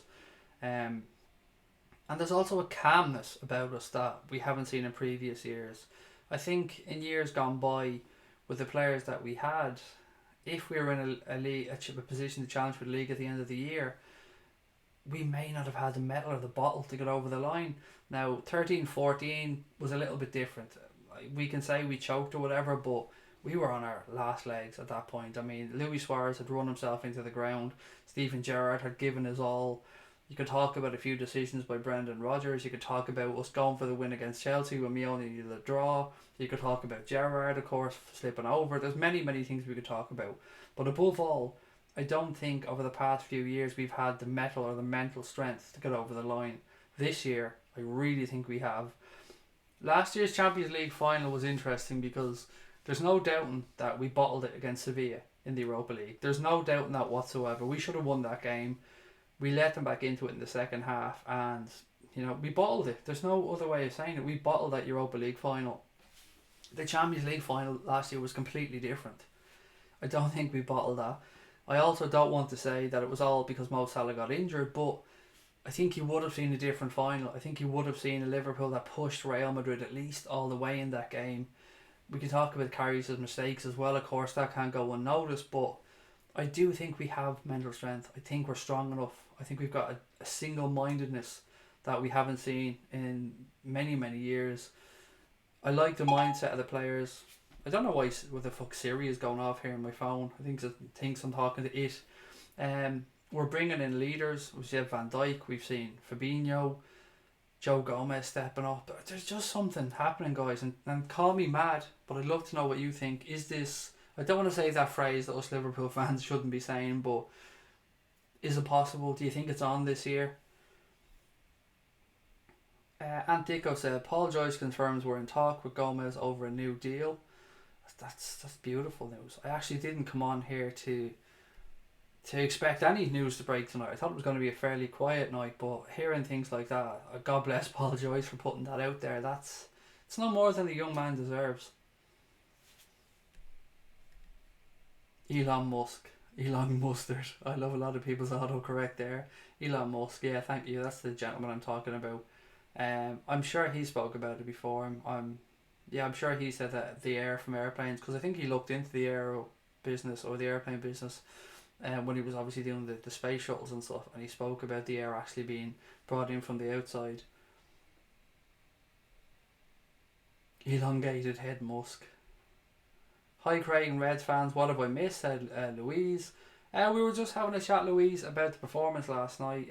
A lot of love as well for Fabinho, talking about the front three, and I've asked everybody who their player of the season so far would be. And you know what? It's been Joe Gomez in the vote from the people on here so far. So Louise, I'd love to know your player of the season so far. Brian Morrissey said, I think next season will see us explode. Not being all next year, but really see us stronger with Naby and Fabinho properly in the groove. It's a fair point. Naby picking up his injury at this time is probably bad news for him, if I'm being honest. Fabinho coming in, playing as good as he has been. Gini Wijnaldum being the model of consistency. Milner being fairly good. Hendo as well, there as an option. It's going to be tough for Naby, and I love Naby. I think if everybody played to their full strengths, Naby would be probably the best midfielder we have at the club, but it might take him the entire season to bed in, and I believe he deserves the season. He deserves that break. Last year at Leipzig, is it fair to say he had his mind at Liverpool? Only he'd know that. But we didn't see the same Naby Keita that we'd seen the season before. He knew he was coming to Liverpool. It must have been on the back of his mind. And maybe it's taken him a little bit longer to get into a rhythm at Liverpool, get that sharpness back that he might have let go a little bit at Leipzig. But look, we're talking again. We're sitting here talking about midfielders. Fabinho, Henderson, Milner, Wijnaldum, Alex Oxlade-Chamberlain, Naby Keita, Marco Grujic still at the club. The younger players coming through as well. Adam Lallana, I'm forgetting about Lallana as well. That's some options for 3 players in midfield. Anthony said, I think it's a case of Klopp trusts the defence more now, so we're not going as gung-ho and trying to outscore the opposition to gain the points, more focused on game management. Andre said, Elon smoking weed while discussing business live on air. Why not? Fuck it. I mean, I love that. I love Joe Rogan. I love that Joe Rogan has the freedom as well to talk about doing mushrooms, talk about smoking weed, talk about drinking, doing what the fuck he wants, because it's honest talk. I mean, a lot of people have to be politically correct. A lot of people have to worry about sponsors. I suppose Elon Musk has to worry about shareholders as well. But you know what? Fuck it. He went on, he tried weed. It's legal, to the best of my knowledge, in California. I don't know if he has medical marijuana or prescription. I don't know, but it's legal to a certain extent. So fucking he tried it. Fair play to him. If anything, I think it made him more human to people, and fair fucks to him. I'd like to think if I was in his position, I'd have probably done the same thing. Not tried it on air because I've smoked the fuck out of weed. I've smoked a shit ton of weed in my life, but if I was in his position as a CEO, then yeah, fuck it. I mean, I'm counting the days down until it's legalised in the UK and Ireland. I think it's a farce that it's not, but that's a whole other debate. Did you see the news from Peter Moore on the plans for Anfield Road, Craig? I absolutely did not, mate. Please do share. Again, if this happened while I was away, I didn't really see much. Didn't get a chance to catch up on much Liverpool news at all when I was away because I wasn't looking, because I assumed with the international break there wasn't going to be much. But you've got me interested now, mate. Please do share that news. Has anyone seen the live stream with Elon's car flying to Mars right now? Boring but fascinating. I haven't, but again, as you said, it is fascinating. Even if science, well, it's not science fiction. Even if science and physics and stuff isn't your thing, then you've got to be interested in a fucking car flying to Mars. Paul said, I so hope you're right, Craig. If we take it to another level like last night consistently, then it can happen. Just hope our rivals can have long campaigns in order in other competitions so that will help us. And Liverpool fan Will, excuse me, I'm reading out Liverpool fan, I know it's Will said, smash that like button, guys, please do. And of course, if you're new to the stream, don't forget to hit that subscribe button as well. I think an hour and 20 minutes in, that's the first time I've actually talked about subscribing on the stream. That shows you how out of touch I am, or how jet lagged I am. I think we picked up about 100 subscribers on last night's live stream, which was brilliant. We're pushing towards the 4.5k mark now. I think we're at 4,330 odd, I think, something like that. So it won't be long before we're pushing the 5,000 subscribers, and that's amazing news. We keep growing inch by inch, step by step, bit by bit, and we really appreciate it. So if you're out there and you've just checked out the stream for the first time, please do hit that subscribe button. We will of course be here on Saturday, for the watch along of the Cardiff game. I know most of you guys in the UK won't be able to see the game because it's not being shown on television over there. It is in Ireland, so nah. I've spoken about before, there's a few games a year where we get to see 3 p.m. kickoff that you guys don't get in the UK. Sky do it every week actually, but sometimes we manage to get the Liverpool ones on these weeks. And this week is one of those weeks where it's not on in the UK, but Sky are showing it here in Ireland, so I'll be able to give you guys a proper up-to-date commentary of the game. So if you can't get a stream of it, or you're against watching the game illegally, or whatever your thing is, join us on here on Saturday if you can. We'll be here for the 3 p.m. kickoff. I'll take you through the game. We'll have our usual post-match show. Of course, I'll be here tomorrow as well. And of course, we still have more time to go tonight, but just a heads up on that one. We will be here on Saturday, another watch-along. And something else I wanted to talk to you all about. Should I make this announcement? Yeah, Connor isn't here. He's gone away for the week. Yeah, fuck it, we'll do it. We spoke before that we'd given up on podcasts. We said that we're not going to do podcasting anymore. Well, I've sort of lied a little bit about that, if lied is the right word. We're going to do something a little bit differently. Myself and Connor are going to be teaming up, and we're going to be doing a once a week show. I don't want to give out the name of the show yet, but we'll be talking Liverpool. We'll be bringing on occasional guests. Connor will be a lot more involved in the show. You'll get to hear Connor's voice a lot. If anybody listens to Joe Rogan, it may be along, you'll get where I'm coming from. It'll be along a similar format to that one. Connor will be my Jamie, and you'll know who Jamie is if you listen to Joe Rogan. So myself and Connor will be doing this show once a week. We're going to put it out on video. We're going to live stream it, but we're also going to make a podcast format of it. So you will be able to get that eventually on iTunes. We'll be putting it out on the website. It'll go up here on YouTube as a video. We're going to be a bit more selective, I think, about what podcast sites we put it up on this time, but it'll only be a once a week show. I'm not going to say what day yet because I'm still talking to Connor about that, but it should be in the next few weeks. We're going to start that one, so hopefully you'll like it. In the main, it'll be football related stuff, Liverpool related stuff, but we might dabble at a few other bits and pieces. We might bring on a few unusual guests or a few fun guests along the way as well. So I hope you guys will like that. I think you'll like it. It's something I've wanted to try for a while. And it's only going to be once a week, so you'll still get the rest of our normal shows anyway, but I do think you'll like it. We're also going to try and make a few little documentaries as well. And by documentaries, I don't mean we're going to be going out and about, talking to people, doing interviews. I mean, if you've seen the type of stuff that last night I watched a documentary that True Geordie did about Conor McGregor, and it's one of the only things I've seen of True Geordie's, but I thought it was excellent. And it made me think I'd love to do similar things like that as well. Get a topic, do a 20-25 minute documentary on it, share my thoughts on it, use some pictures, use a bit of video footage, and just do things a little bit differently, as well as these live shows and these live streams, the watch alongs, the interactive stuff. We want to keep growing this, giving you more Liverpool content. Now the majority of these documentaries will be all Liverpool related, because this is a Liverpool channel. We're here to talk about Liverpool, so we may ask you guys for some ideas as well going forward about what type of documentaries or what topics you'd like us to talk about. We can maybe look into hooliganism, we can maybe look into the last time we won the Premier League title, Irish Liverpool players, Scottish Liverpool players, fans from around the world is definitely one topic I want to talk about. I really want to get my teeth stuck into getting the views from Liverpool fans around the world and seeing and showing what it means to be a Liverpool fan in America, what it means to be a Liverpool fan in Australia, in Europe, in Asia, wherever the hell in the world you're from.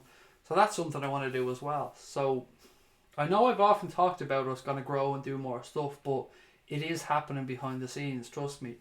We've purchased more equipment yet again. As you can see, I went out, I bought a new camera.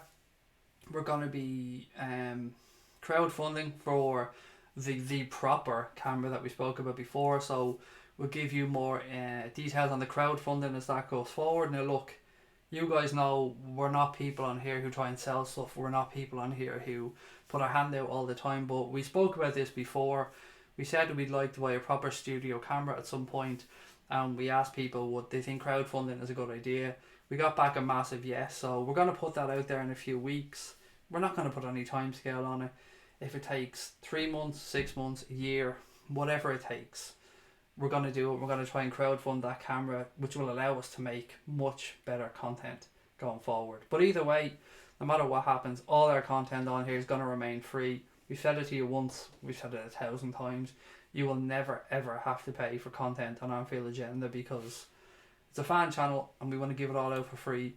But it does cost to keep this show on the road, so we're still waiting to hear back from YouTube. We're hoping we get monetization. We hope we can get some of that YouTube ad money. Until then though, we're willing to cover our own costs and keep going. But any money we do bring in, if it's from Patreon or whatever, it'll all be going into the kitty towards the camera. Or we'll be doing what we've done before. You guys have seen we've done giveaways. We've done stuff recently with Score a Draw. We've given away some Liverpool, I think 5 Liverpool shirts as well over the past couple of months. So stick with us guys, we've a lot to come on the channel. VVD Dark Room Ramos, 10 minutes, that's all it'll take. If you're good, you go to heaven. If you're bad, you go to hell. And if you're the worst possible scummy creature in the world, you go to Ramos Town. I fucking hate that prick. Ferno said True Geordie has great podcasts. Well, lots of people have lots of love for the dude, so he's obviously doing something right. I haven't caught much of his content, but I said I did watch that Conor McGregor documentary and it was excellent. Louise said, good one Pepperette, just drop it off on Ramos. Elon Musk should have had more Ramos in the boot on the Mars car. Yeah, that was a fucking belter of an idea. We should have got together and just kidnapped Ramos and fucked him in the boot and sent him to Mars. Although that prick would probably break the car on the way. Dejan will break Ramos's legs, said Ferno. There you go. Right guys, is there anything else you guys want to go through before we finish up for the night? Any more topics? We should probably have a look at the starting 11 against Cardiff. So what are we expecting Jurgen Klopp to go with for that game? And is it too presumptuous to believe we're going to go and get 3 points at the weekend against Cardiff? Look, let's be honest. In the back of our minds, we all think it's 3 points in the bag. We can try and talk and be respectful and say we have to play the team that's in front of us. We have to do this, yada yada. But come on, let's be honest. We all think it's 3 points in the bag here, don't we, at the weekend? Ferno said, I want to ask you a question. Ask away, buddy. If I can answer it, I will. Who wants Rail at Anfield in the last 16, said Wayne. Salah subdued celebrations. That's actually something we should really talk about as well. And Craig, you need to watch the True Geordie podcast where he's got a woman on talking about her husband having autism. The only podcast, I'll give it a try. As I said, I listen to Joe Rogan all the time, and Joe Rogan's pods are 2 or 3 hours long usually, so it does take up a lot of time to listen to them, but my god, they're good. Oh crap, it's snowing here where I live now. Oh, it is snowing in Liverpool, so there you go, Lindsay. Earlier on you were asking, is it going to snow? And there you are, it's snowing now in Liverpool. Megan Nike said, on form it should be 3 points against Cardiff. Was the moon landing fake and was 9/11 an inside job? No and no, but there was definitely some. Yeah, I think some people got out of the country too quickly that probably shouldn't have got out of the country with regards to 9/11 from what I've seen and read. But again, I don't know the truth. But no, the moon landing wasn't fucking fake. I don't think there'll be any changes for Cardiff, said Ronnie. Malik said, or am I reading too much into it? He ain't celebrating too much this season. I don't know what to think about that, Malik, is the honest answer. A lot of people are making a big thing about Salah not celebrating too much.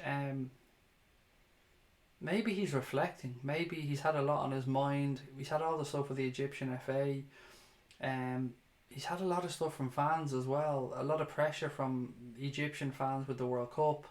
The Egyptian fans have been very defensive of Mo Salah as well on social media. I don't know, because I honestly don't know. Some of the stuff with Salah as well led to Sadio Mane getting a bit of abuse on social media, but I personally haven't been reading too much into the celebrations. We all know the most talked about one at the minute was against Paris Saint-Germain when he went off and the camera showed him throwing the bottle. Well, look, we all know the truth there was that he celebrated before he threw the ball. He celebrated when the goal was scored. And he obviously threw the ball because he was a little bit frustrated with himself because it was his wayward pass that gave away the ball that PSG went and scored the equaliser for. So I wouldn't read anything into that one. I don't know. I don't see any major issues with it. He signed a new contract in the summer. He's obviously very happy at the club. He's after banging in 6 goals this season. How he celebrates, is it really that relevant? I don't know. Yeah, I don't know. I'll leave it up to you guys to decide. It's not really fair for me to try and steer people one way or the other, but it's not really something I've paid much attention to. Best place to get 2 tickets for a home game, asks Wayne Denton. Mate, you really are asking the wrong person. I struggle like everybody else to get tickets to games. I'm trying to get over after Christmas and I haven't even started to figure out how I'm going to get tickets yet. As I said, if anybody has any floating around this weekend, Connor is going to be over in Liverpool and he would happily take a couple of tickets for the Cardiff game if by miracle anybody has 2 to spare or they're a season ticket holder that can't make it or anything. Connor would love to get 2 tickets. I think it's a last minute trip he's taken over and I know it's a big ask, but if anybody out there can help him out, please do so. You can let me know on social media or you can contact him directly at ConArtistLFC. Oh, and also, just again, I think I said it last night, I'm back with my personal Twitter account. I actually think I gave out the wrong account name last night on the post-match show, so I'm going to put it in here now. Actually, I think I did. I know I did put in the wrong account name. So, if anyone's on Twitter and wants to give this bald Irish fool a follow on there, the account name has gone in there now. It's at @CopJaffer_LFC. Huddersfield game was a disgrace. We want to watch entertaining football. I want to be a bit respectful here in my response. Shabir, Huddersfield game was not a disgrace by any stretch of the imagination. We didn't play our best. I'm not going to argue with you over that one. We scored a goal. We conceded none. We kept another clean sheet. We took the 3 points. Don't see how you can say it was a disgrace. I mean, the more I'm even reading the comment, the more angry I'm getting inside, and I'm struggling to keep it together here, buddy. Frustrating, yes. Not up to scratch, yes. But to call it a disgrace, I think it's a fairly bad comment, mate, if I'm being honest. So, you want to watch entertaining football, I get that. We'd all love to see it, but I want to see us win a fucking Premier League, mate. And that's a game where a couple of seasons ago we may not have left there with 3 points. We did at the weekend. We all want to see us play entertaining football, but at the end of the day, we want to see the Premier League come back to Liverpool.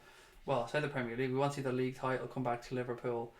And comments like that, I've got to be honest, Shabir, they piss me off, mate, because they're a complete overreaction. Pooch Mount said, I think the ass whoopings are about to start. 4-0s are on their way. Megan Onke said, from 20 minutes last night, Fabinho was the best central defensive midfielder we've had since Mascherano. Antico said, last 15, Craig, most random international shirts people have. Oh yeah, defo, we'll have a chat about that. Definitely, that's a great topic, mate. Let me just read through these last few comments and then we'll definitely go with that one. Raptor says, since when has there been rules as to how a player celebrates? I know. I get you, buddy. People read too much into it at a time. You know what? I'm happier with the way you celebrate now than if you start kissing the fucking badge, because I hate people that kiss the badge. I don't get that celebration at all. If you're Steven Gerrard, if you're Trent Alexander-Arnold, if you're Jamie Carragher and you've been basically a one club man for your entire career, then yes, you go ahead and kiss that badge. If you're a local and that club clearly means a lot to you, have at it. But some people, I just think it's a cheap trick when they go and kiss the badges. Louise, thank you for joining us, and we'll chat to you tomorrow. When it comes to Mo throwing the bottle, he was just celebrating a late winner. Like, yes, get in, said Mr. RJC. The Goal Fest versus Cardiff, says Cart69. Raptor said Connor could try and mug me could try and mug me cousin if he likes. I don't quite think he's going to do that one, but he's a nice boy. He's not like me, Connor, so I think he'd rather try and get them by fair means. Lee said, no snow here, bro. Somebody said it was snow and I haven't got a fucking Scooby-Doo, mate. I'm not over in Liverpool at the minute. I'll take your word for it though. You say no snow, then there's no snow. All I want is 3 points against Cardiff, says Liverpool legend. Pepperhead said, Shabir Parker, agreeing with me can get a bit lonely. Malik said, 1-0 wins next 29 games and I'm happy. And Shabir said, sorry, wrong choice of words. No, mate, look, I get you. As you said, you may have just typed in the wrong word. It wasn't great to watch, there's no denying that, but we ground it out and hopefully things are starting to turn around from an attacking sense. We looked a bit better last night. And I get where you're coming from, and I know you weren't trying to be a prick about it, so if I came off that way, apologies. It wasn't great, let's be honest. It wasn't great, but we got the win, and I think that's the main thing. I have 2 really nice Abu Dhabi club shirts, Al Hadi or something like that. Ferno said, I love Connor. Andre said, I love Craig. Craig says, I love Lamp. Wayne Denton said, LFC tattoo, yes or no? Yes, for me. I have one and I got another one covered. It's a long story as to why I got it covered. I got it covered and then got another Liverpool tattoo is probably the easiest way of explaining it. Pooch Mount said he's a drama queen, snowflake, millennial, powder puff. I've no idea what that's about. Have you got those shears in Diet Chav, Craig? Or shares? Not yet. I'm going to take over though. I'm going to own Diet Chav. There's going to be a real thing. Right guys, great topic there. Whoever said it. Last 15 minutes. The most random shirts that you've got. I won't even limit it to international shirts. Give me the most random football shirts that you've ever owned or you currently own. Connor's the queen of the castle, said Ferno. He is the dude without which this shit wouldn't happen. I can definitely say that for Connor. He saved my ass again with the camera tonight. I mean, look at the difference in that and the first 10 minutes, all because Connor knows what he's doing. So if Connor wasn't around, I wouldn't be here, and I'm really looking forward to doing a pod with Connor, because once you unleash Connor and once you get him talking, he's a very funny dude, so I think you guys are going to really enjoy listening to him more. Anthony Peter said Ronaldo versus United, tapping his heart in the event this shirt towards United fans, go figure. I think he might be tapping something else in a year's time or so, and that's all I'm going to say on that one. Malik said, you win league titles by having a great defence. We had the best attack last season and lost by like 20 odd points. We need to carry the attacking form into Cardiff at home. It's a great opportunity to get lads involved in the goals. And said he's got a Cape Verde shirt. Now that is That is really fucking random. That's up there, mate. I don't think many people are going to beat that one. Um, I don't really know about random shirts. I mean, this is a fairly random shirt, I suppose. The LA shirt. It's not a Galaxy. It's an LAFC. As I said, I got a Toronto shirt.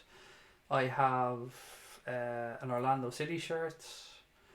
I'm so proud. I managed to get the Columbia home and away shirts this year when I was over in Orlando. The beautiful World Cup shirt, that yellow one. Managed to get that and the away one, so I was over the moon to pick both of those up. Have I ever had any really random ones? I had a couple of Turkish League shirts over the years. I can't say I've ever really had a random shirt, I don't think. I had a Ghent shirt or a Genk shirt, but no, nothing that competes with Cape Verde. I mean, that's in a league of its own. Craig, if Liverpool win the Premier League, you should get a Liverpool tattoo as well as a red mohawk. I probably would end up doing it, Lindsay, if I'm honest. I don't really need many excuses to get a tattoo, but the first Premier League title in my adult life, you know what, I probably will end up getting one. It'll probably be like me in a red mohawk with the Premier League title beside me or something mad like that. Fairness, I went to Burger King today, it was nice, and then ate some spaghetti. That's a random ass comment right there, mate. Huddersfield fought like animals, but we should still be munching them. Fucker, said Pepper Red. We should have. I mean, Huddersfield's struggling to score goals this year. They've had a bad start to the season, but we got to 3 points and we got out there with the win. Ferno said, I've got a Barca shirt, if that counts as random. And Malik said, I live in Genk, so there you go. How random is that? Imagine if those Arabs fought Manchester United, demanded the title from Mourinho. He doesn't deliver and he gets murdered and chopped up.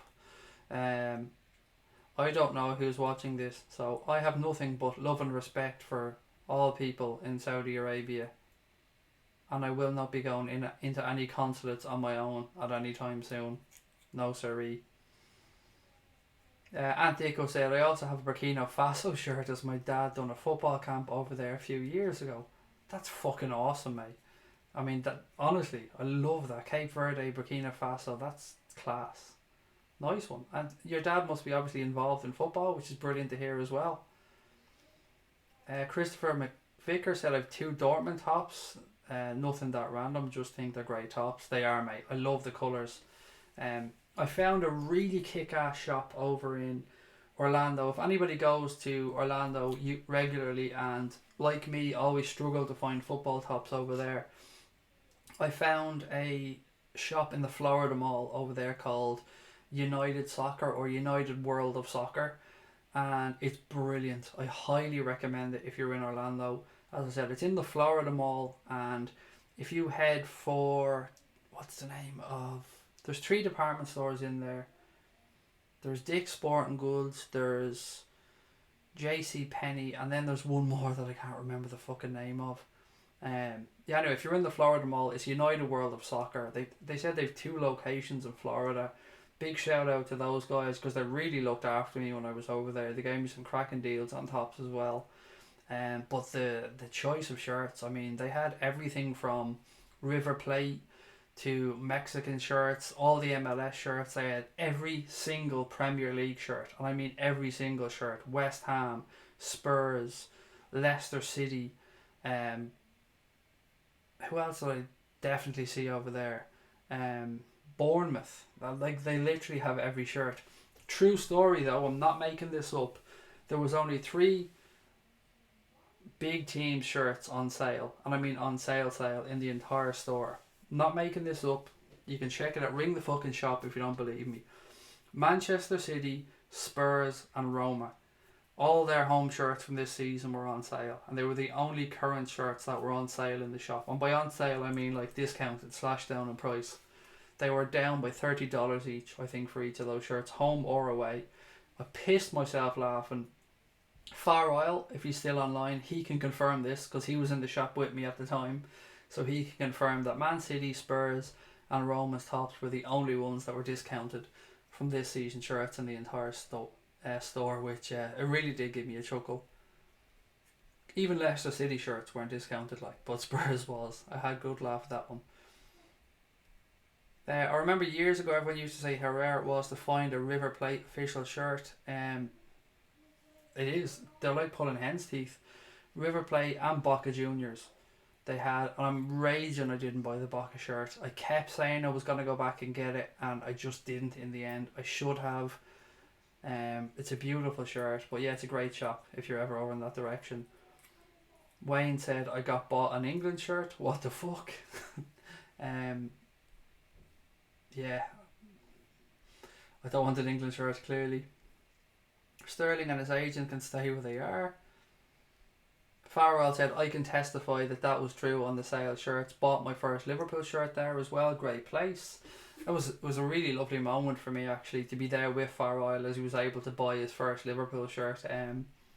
Yeah, it was great, and the selection of shirts in that store was brilliant as well. So, as I said, it was a pleasure getting to meet up with him.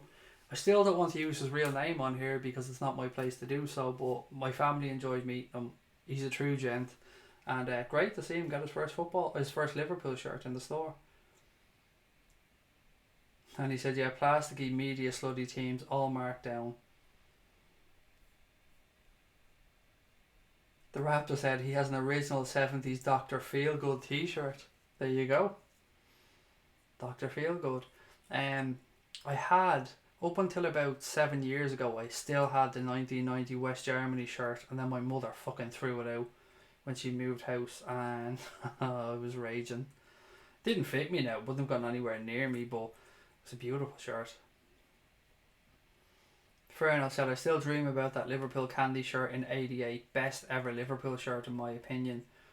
It's the one that I have there, the one that I call my lucky shirt, but that's a reproduction of it, but it has the Adidas logo on it at least. That's the one thing I'd always like, the idea of Adidas coming back to Liverpool as a shirt manufacturers, because if they ever came back, then we'd get all those beautiful retro shirts with the actual Adidas crest on them, which I think is missing from a lot of the shirts now.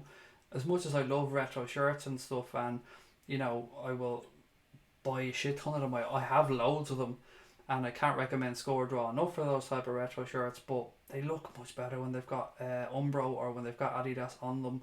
So if Adidas came back as Liverpool shirt manufacturer in the future, the first thing I'd be waiting for is those beautiful reproduction shirts.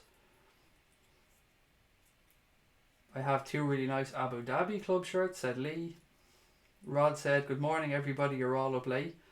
6 a.m. for you, Rod. My god, mate, it's an early start yet again.